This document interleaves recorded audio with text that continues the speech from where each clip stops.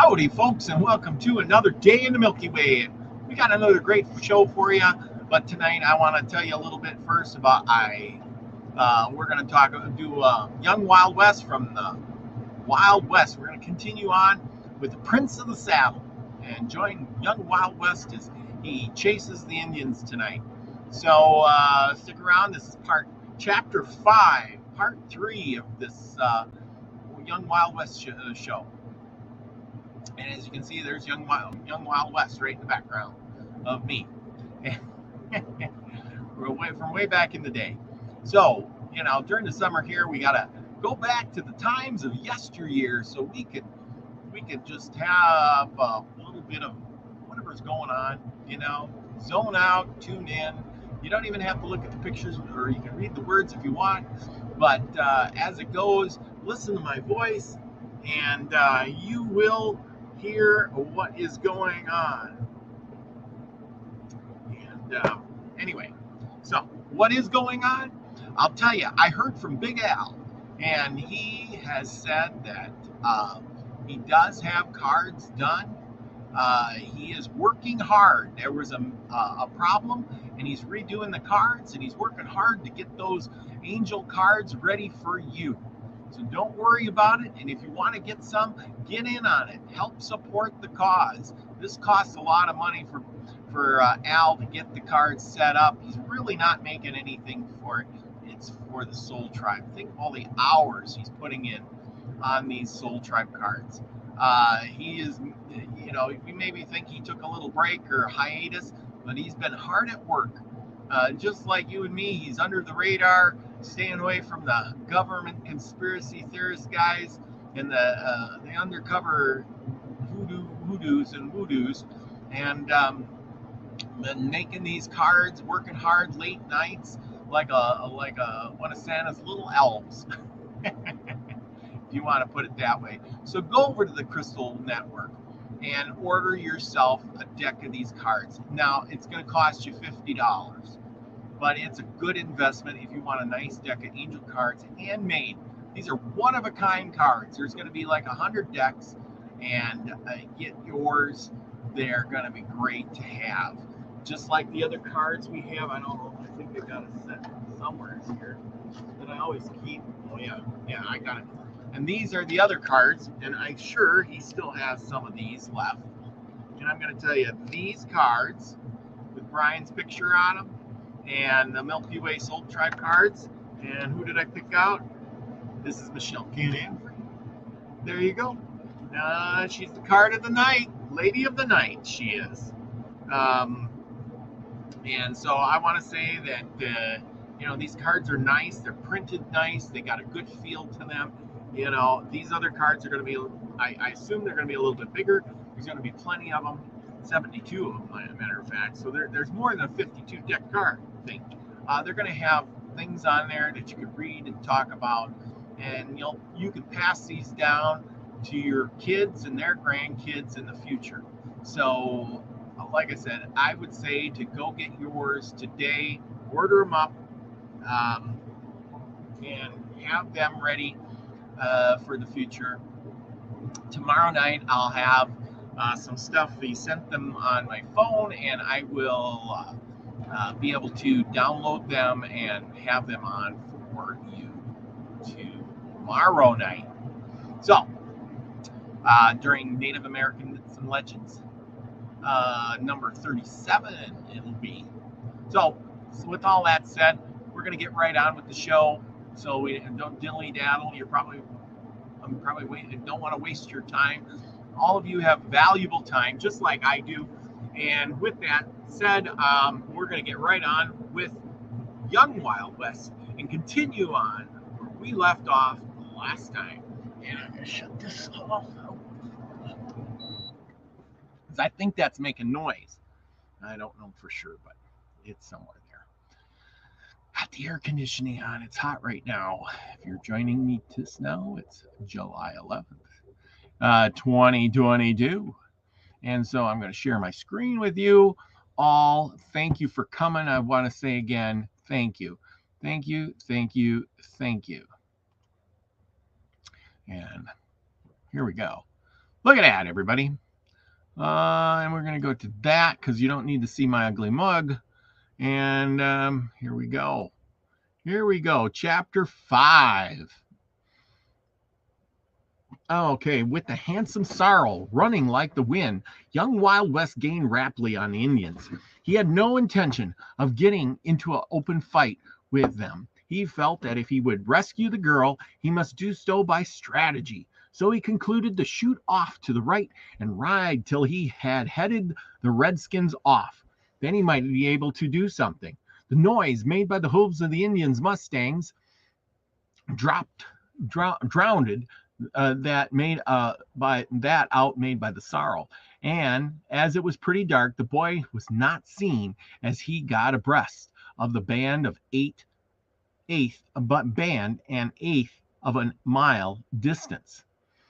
I'll keep it on till I get a mile or so ahead of them, and I'll stop and think of some plan by which I may be able to rescue Arita, he thought, and he allowed the sorrel to full rein. In a few minutes, he was directly in advance of the Sioux, though they were not aware of it. When the rain set in, Wild had not left them out of hearing yet. They had pretty swift horses, and they were evidently making them do their best to reach shelter in a hurry. The young scout's horse had been put through a pretty good course of sports that day, and he was now getting tired. After a tight run of half an hour, young Wild West came to a halt, dismounting and giving Spitfire a short rest. He would have stopped longer, but he heard the Indians coming and wished to keep ahead of them. He went on. Just what course of action to pursue, he did not know. After thinking hard for a few minutes, he came to a conclusion that the only way to do it would be to take the red man by surprise and make them think that he had been a coward of men at his back, or had a crowd of men at his back. He would empty both of his revolvers in the midst as he made a dash, and then seize the girl and ride away. It was a very daring and risky thing to do, but young Wild West did not mind that. Plans of action are not always carried out, and this was the one of those cases. About a half a mile further on, while riding at a brisk canter, the limb of a tree struck the boy in the chest, and quick as a flash he was whisked from the back of his horse. Oh boy. He landed heavily upon the ground and back of his head, striking a stone with such force to render him unconscious. When he came to, a few minutes later, he found himself bound, hand and foot, and in an act of being lifted to the back of an Indian pony. Used to all sorts of surprises as he was, this completely staggered young Wild West. While he was laying on the ground in the falling rain, unconscious of what had taken place, the band of Sioux had come upon him, and to say that the red demons were elated when they saw who it was that they had so unexpectedly found would be putting it all together too mildly. They could not quite understand how it was that he had managed to get ahead of them, for the last they saw of the intrepid young scout, he was dealing out death in their midst with his never-failing revolvers. But an Indian does not stop to ponder over anything much. He was a young paleface who, notwithstanding their short acquaintance with him, they considered their worst foe, and they had found him lying unconscious on the ground, horseless and alone. When they thought he was well in their rear, or at the settlement at the Forks, "Ugh!" exclaimed Gray Eagle, "this is a grutal voice. Pale-face boy, heap much brave. He lay down in rain and go to sleep right in path of red man. Take Pale-face to home of Gray Eagle, and he make fun for the squaws and papooses before he goes to happy hunting grounds of the white man." This was the remark that Wild heard when he first returned to his senses.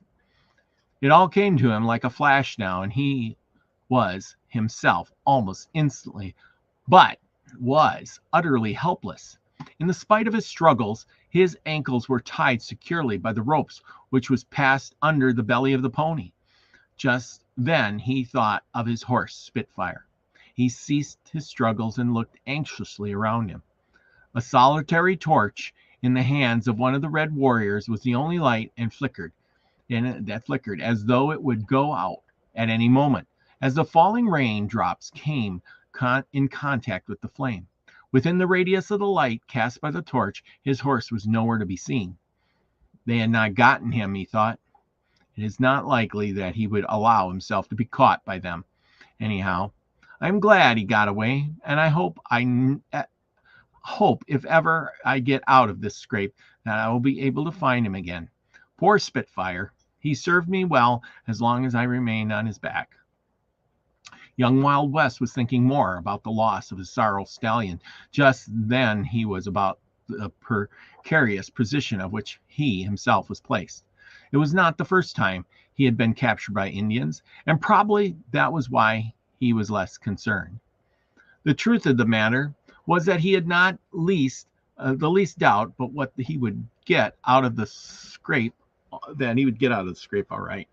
The chief had told him that he was to be taken to the Indian village, and that meant that he was not to be killed for at least several hours yet. And in the several hours he must escape, so that the killing should be postponed indefinitely. He had a stout heart, and a stout heart meant confidence. Confidence is half the battle in 9 out of 10 cases. The old chief himself rode on the right of the prisoner, while on his left was a brave who held the end of the buckskin thong, which was wound around Wild West's waist in a secure manner. There was no chance of the boy's escape, even if his hands and feet had been free. As the mustangs galloped along, he looked around to see if he could catch a glimpse of the girl he had started out to save, but she was either ahead of him or behind him, and he could not see her. While he had lost his hat, with his bare head, his long chestnut locks flowing in the drizzling rain, he rode on. After what seemed to be many hours, the Indians came to a halt. He had never been in that section before, but he could easily tell that they were somewhere near a range of mountains. The hilly aspect of the country told him that. It was a very wild region, too. Rocks reared themselves on every hand, and mountain pines grew here and there. Half a dozen Indians began searching about for a convenient place to pitch their camp. In a few minutes, the best to be obtained was found, and they began to make themselves as comfortable as possible. The camp was made under a lee of craggy cliff, which projected out several feet, thus shutting off the worst of the storm. But young Wild West was not placed under a shelter or anything like that. When he was taken from the back of the Mustang, he was securely lashed to the trunk of a blasted pine, right out where he had to suffer the full fury of the storm. After many attempts, a fire was kindled. The Sioux warriors piled the wood on as the flames increased, and as soon as it was a big fire, the blankets and tarpaulins were dried by this, and when this was done, Old Gray Elk had a tent made from a blanket, and rolling himself in another that was dry, he dropped off into slumber. Nearly half of the band remained awake the entire night.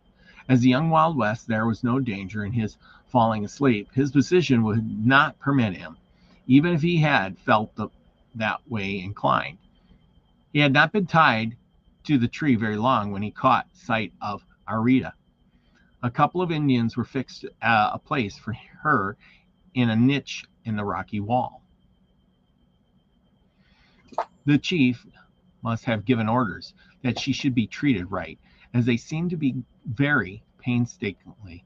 The girl saw the brave young scout as about the same time his gaze fell upon her. She was pale from fear, and her eyes were red from weeping, but she had at once brightened up. The presence of young Wild West seemed to make her feel better. They just had time to exchange glances, then she was forced into a niche. They just had time. After a while, a couple of dry baskets were tossed into her, and then a guard consisted of 4 braves took position in front of her quarters. The pelting rain was considerable torture to young Wild West, but it soothed his aching head somewhat. Wearily, the long night passed. The Sioux did not bother him in the least. They merely kept a watch. As daylight came, the storm cleared as suddenly as it came, and the wind veered around in a direction almost opposite. Pretty soon the sun came out, and with it Gray Elk arose. More fuel was thrown on the fire, and the redskins began to prepare for breakfast.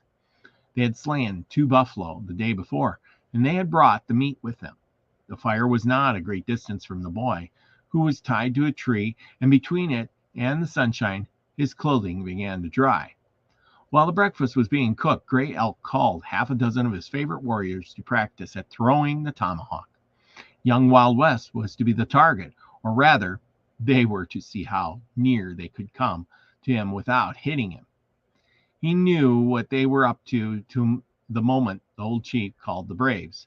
He also was aware of the fact that they would not harm him in the least. They wanted to worry and terrify him if possible.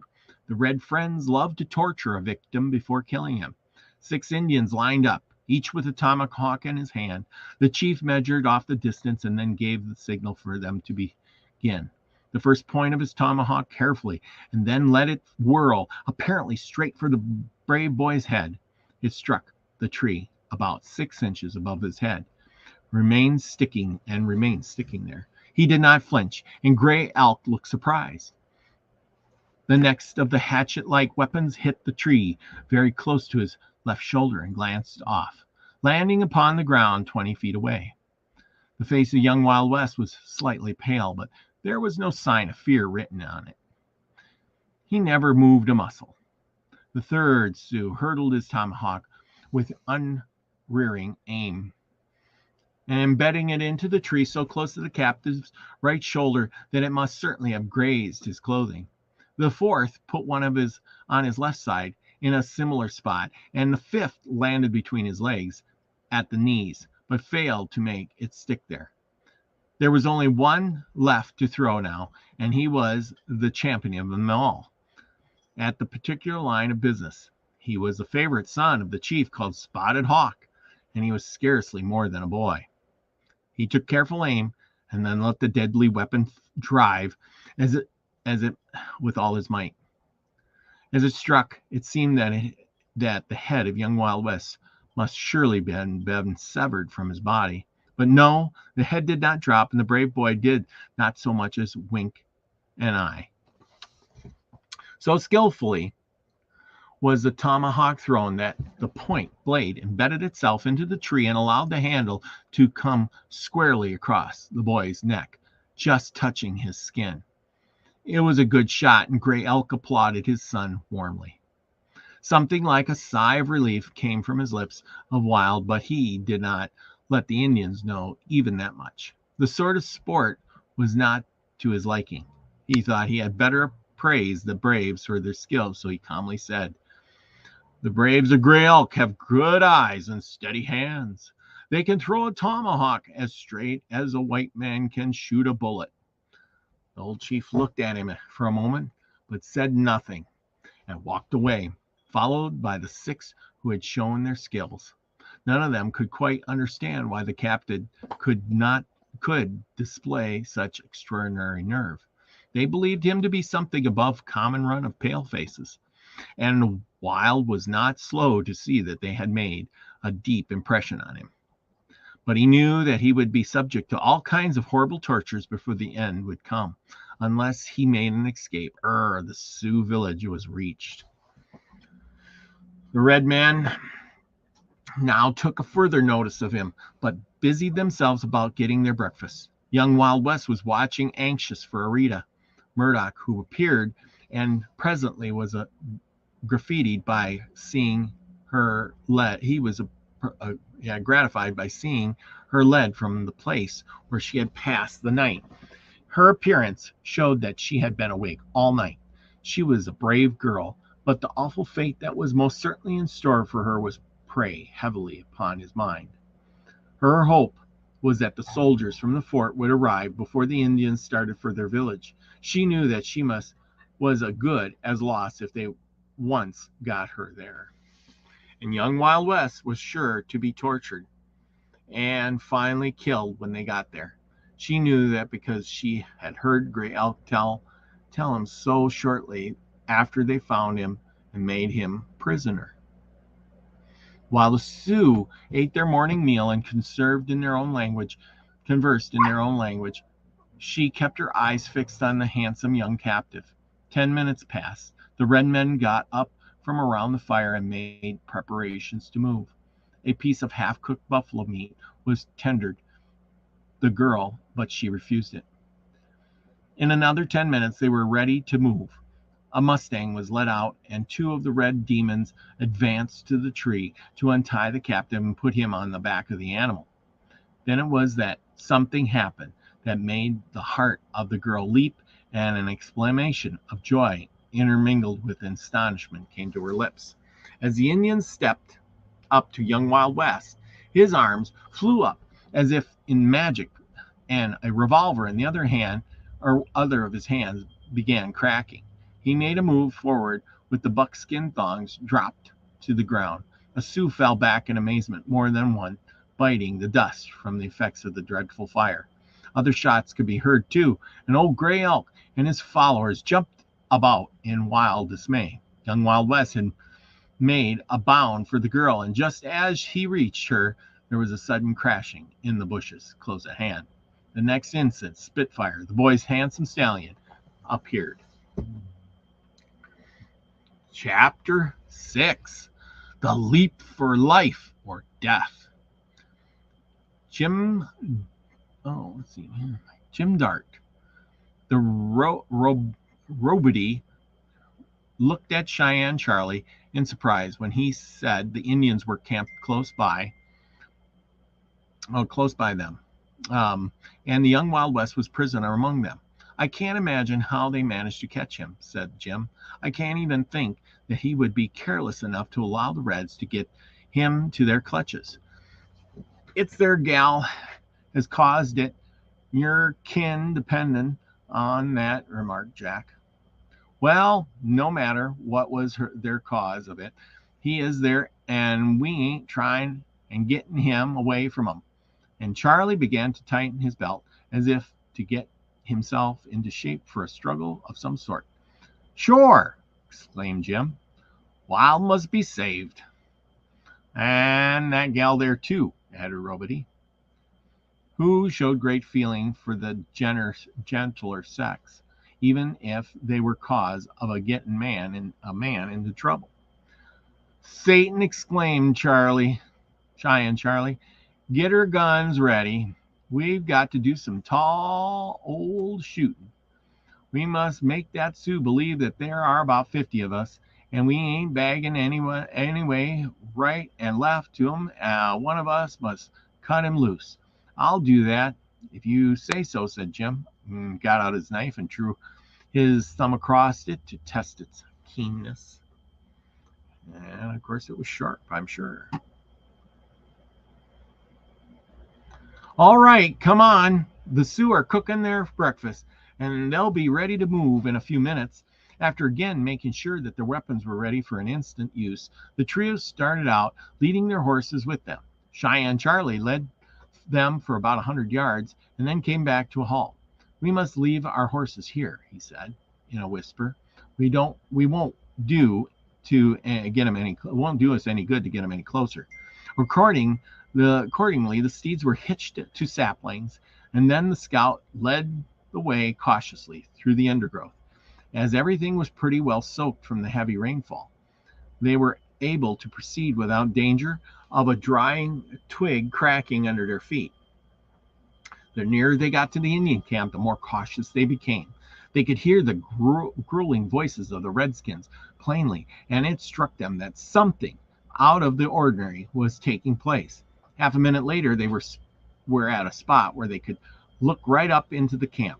It was just as at that time that the 6 warriors were practicing throwing their tomahawks, and the 3 took in the situation at a single glance.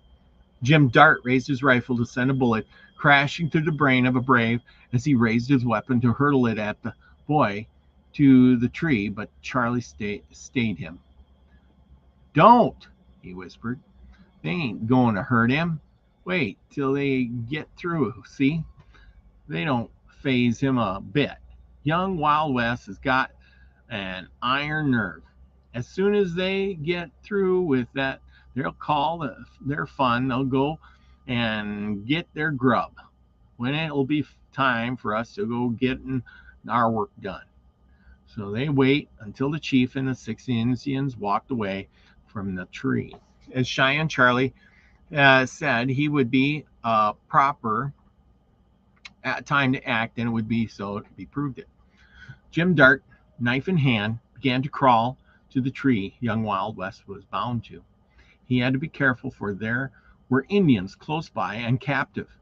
But as they were watching those who were eating the buffalo meat, before that they were watching the boy. It was all right. Slowly but surely Jim neared the tree. He felt that he must be careful lest he surprised his friends, so that the braves would notice that something was wrong. Presently he was flat on his stomach, with his hands touching the trunk of the tree. With a quick but gentle stroke with the knife, he seared the thongs that held the feet of the captive fast. He noted that the boy moved his feet slightly as the pressure of the thongs gave way, but beyond that he remained in the same position. Jim thought he would run the risk of tapping him on the leg to make him understand that help was at hand. So he did so. He received nothing in the way of an answer, but he was quite sure that his presence was known. Jim's next move was to reach up and cut the bonds that held the prisoner about his waist. The two severed ends dropped, but the wrist remained in place, so that all that was required was a move forward, and the thongs would drop. And still young Wild West remained as immovable as a statue. One more stroke of the knife, and Wild West's hands were free. Then a heavy Navy revolver was thrust in each of them, and Jim started to crawl back to his companions. And still the boy captive remained in the same position. 5 minutes passed. The trio of friends in the bushes could not understand what the boy was waiting for, but they guessed a moment later when they saw the girl captive brought out. He meant to save her. The Sioux were getting ready for a hurried start now, and the fingers of Cheyenne Charlie were itching to press the triggers of all of his revolvers. It was not long before the time arrived, for he did so, and then young Wild West sprang toward the Indians who approached the tree, and for the purpose of releasing him and trying him upon the horse, and sprang to their feet. Then the revolvers began cracking away. "Be careful and make every shot tell," exclaimed Cheyenne Charlie. "What do we do? Get done putty quick. I can hear her tell her." "Gee whiz!" cried Jack suddenly. "If there ain't a sorrel horse that young Wild West broke, I'm a living sinner." "As sure as guns," Charlie echoed. "Look there! Did you see anything to beat that?" Wild had leaped upon the back of the steed and was in the act of pulling Arita up after him. Half a dozen Indian braves, who had recovered themselves somewhat, were dashing forward to intercept him, and upon the scout and his companions at once directed their fire upon them. Then, in a ringing voice, Cheyenne Charlie exclaimed, "Forward, men! Don't let a man escape. If they don't surrender, shoot 'em down like dogs." Old Gray Elk thought as much as anything that a posse of armed men had attacked them, and he promptly gave the word to retreat. Meanwhile, the sorrel stallion began his double burden, had leaped forward, and was rapidly leaving the camp behind. "Making a break for our horses," cried Cheyenne Charlie. "We must follow young Wild West." They reached their horses just as the Indians realized that they had been badly tricked. The red demons let out a combined yell of mounted for their pursuit. Our three friends had exhausted their chambers of their revolvers, and they had no time to load them now. Hot after young Wild West, they sped, a score of bullets and arrows flying about their heads as they did so. But the Sioux who owned the rifles shot high to a man, and beyond the sight of an arrow would receive in the arm by Jack Ruby. They were not touched. As it was now to be a race for life, young Wild West was escalated beyond measure. The change in the situation was a wonderful one. Three things had been brought about almost in a twink of an eye. He was free, the girl captive was with him, and he was on the back of his beautiful horse. With his left arm grasping her waist, Arita Murdoch sat across the saddle in front of him. She was remarkably cool for one in which such a critical position. "Give me one of those of your revolvers," she managed to articulate. "They're not empty, are they?" "No," was the answer. "There are 2 shots in each. If the chambers were full when I got them, and then I guess they were. We will stand an excellent show of getting away, Miss Murdoch, though we were not going in the direction of the Forks. This horse can beat anything the Sioux have got with them, and the only thing that worries me is that the friends who saved us may get into serious trouble." "They're coming," said the girl at the moment. Later, as she gave a fleeting glance behind them, "There are 3 of them. One is Jim Dart." The sorrel had now reached a comparatively level stretch, which ran around the base of a mountain range.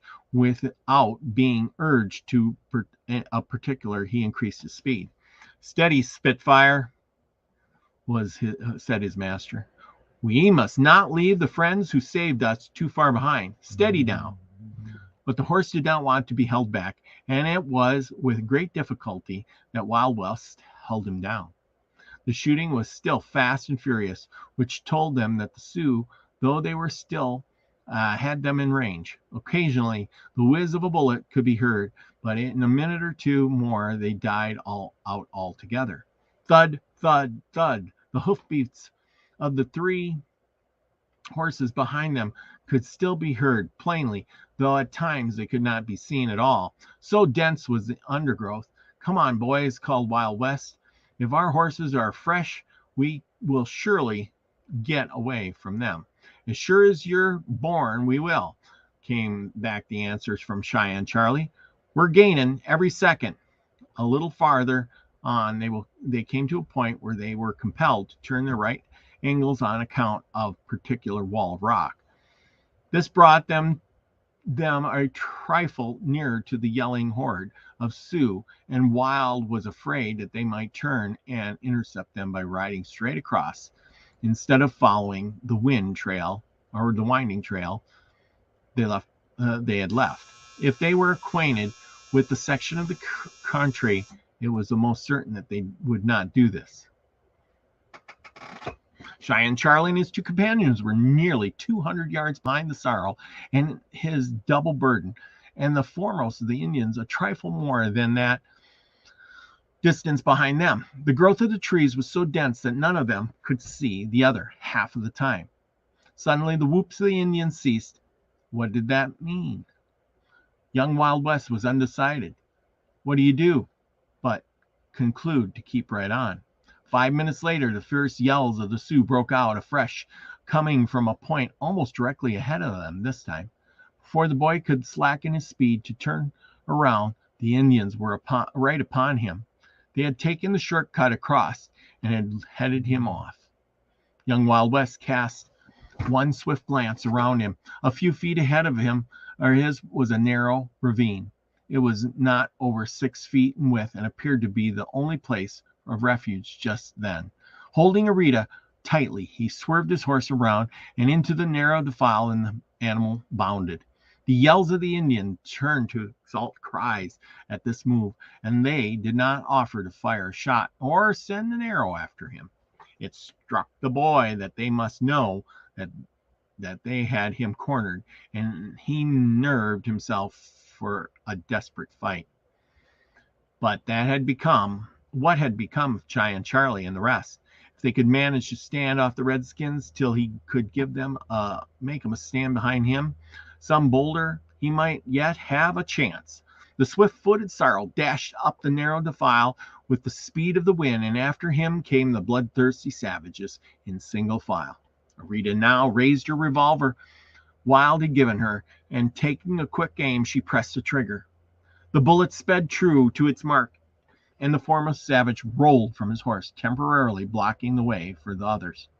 But it would not take more than that to stop the Indians now. They were bent on taking both the boy and the girl alive, and by their actions it would seem that they felt certain of doing it.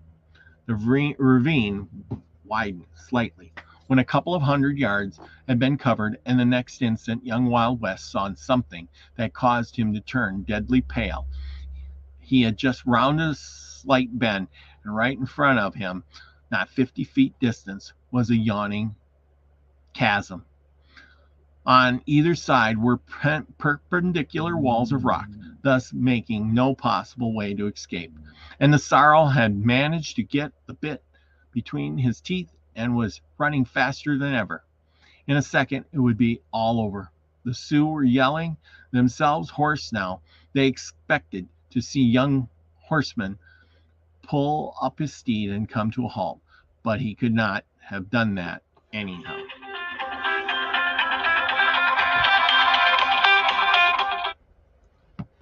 The chasm was too wide for the horse to jump. Young Wild West saw that at a glance, at least, he had never seen a horse that could make such a jump. And on the other side of the chasm, the way was clear, and if, in that fraction of a second, it flashed through the mind of the prince of the saddle that if the remarkable horse could make that leap, he would be saved. Really realizing their awful peril, Arita fainted from her sheer fright. Young Wild West gave the stallion free rein and then closed his eyes. It was certainly life or death now.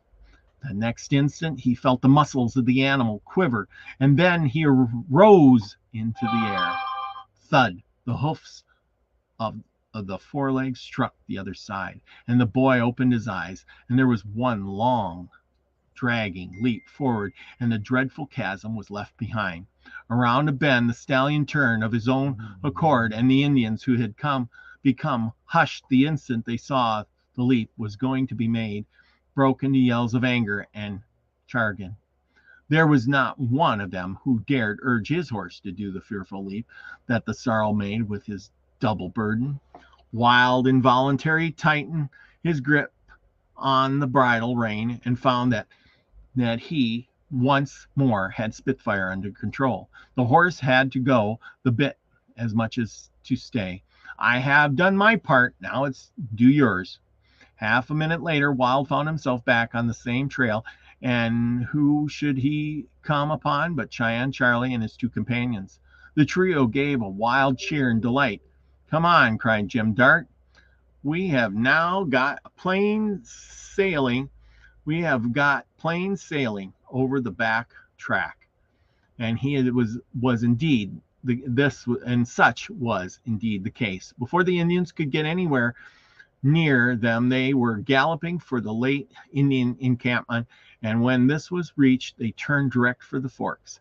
They never knew whether the Sioux gave further pursuit or not, but they did not see them again that day. And when they reached the settlement a few hours later, the wonderful leap of the gallant Spitfire became the theme for conversation. And that's where we're going to leave off tonight. And we'll leave out at chapter 7. I hope y'all can join me for chapter 7 coming up. Maybe not today, but it will be soon. And we will gather that, and you can join me for whenever that comes about. But I'm guaranteeing you that we will be back and doing it again and again and again until that is. And as you can hear, we are playing our music.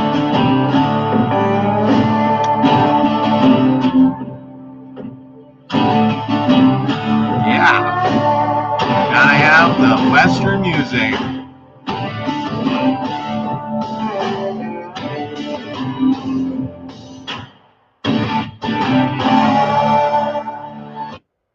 Well, I hope you all enjoyed that. That was our little bit. I'm trying to get better at this stuff, you know. I'm doing my best. I hope y'all liked the story of Wild West. We got a few other ones. I've looked into getting some dime novels from way back when, with Buffalo Bill and things like that. I want to do some magic stories or ritual things. Folks, let me know what you'd like to hear about. This is kind of my thing. You know, we study, we learn history. Sometimes we just got to sit back and relax and listen to a little bit of old Wild West, or young Wild West, which is kind of old now. But anyway, take care, everyone. Thank you for coming. I appreciate y'all. I know you're in the chat and you're chatting away and having a good time, and probably whatever. But remember, you know, I'm back from my vacation and I learned a lot, and I'm going to share it with y'all soon because it was a great vacation, and I seen things and talked to people around the world, and you know, noticed a lot of things, and I'm going to share them with you again. We're going to have a whole show on that about trust, sharing, things like that. Now, if you want to be on the show or you want to participate, you just let me know. I'm always looking for a new guest. And you know, don't think that you're not special, because you all are special. You know, we're all special human beings, you know, doing our thing one way or another, good, bad, or otherwise. And with the chaos in the world as it is, you know, we just got to be who we are. And so anyway, so we'll do what we got to do when we can do it. And, you know, it'll be good. Well, I don't know what you did on 4th of July, but I hope you did what you needed to do. And we are going to play this one more time. There we go. As we take it on out. Take it on out. There we go. How about that? That'll work. And I'm driving the bus. Well, everybody, you know, I hope you enjoyed that part. And there we go. I didn't want to make this too long. So anyway, remember, everyone, be the frequency you want to receive. I love you all. Have a good one. See you soon. Remember, email me. Things are in the description below. Go buy Al's cards. You know, don't forget, he's working on them hard. He is working on them. I've talked to him directly. He's working on cards. Just take it one day at a time, people. Go out, enjoy the weather. Say hello to your neighbor. You know, make somebody's day. You know, and remember, be the frequency you want to receive, everyone. I love you all. Peace, everybody.